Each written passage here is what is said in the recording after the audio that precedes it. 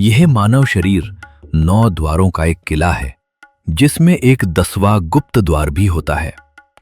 मृत्यु के समय आपके जीवन भर के कर्म यह तय करते हैं कि आत्मा किस द्वार से बाहर निकलेगी और उसका अगला सफर कैसा होगा।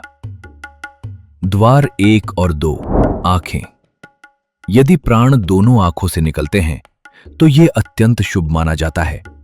इसका अर्थ है कि उस मनुष्य ने जीवन भर सात्विकता देखी है और अपनी आंखों का उपयोग कभी अधर्म के लिए नहीं किया। द्वार 3 और 4 है कान। जब प्राण कानों के छिद्रों से बाहर निकलते हैं तो ये उस आत्मा की निशानी है जिसने अपना जीवन केवल सत्य और ज्ञान को सुनने में बिताया है।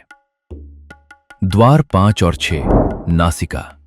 नाक के छिद्रों से प्राणों का निकलना एक मर्यादित और संयमित जीवन का प्रतीक है।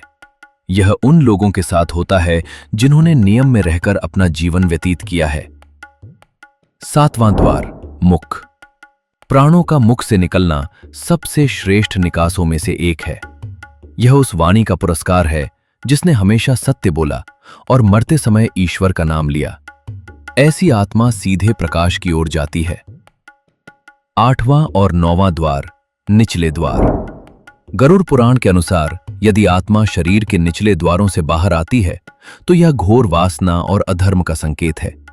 यह सबसे कष्टकारी और नीच अंत माना जाता है और ऐसी आत्मा को प्रेत योनि में जाने से कोई नहीं रोक सकता।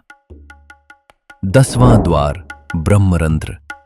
सिर के ठीक ऊपर स्थित यह सबसे दिव्य द्वार है।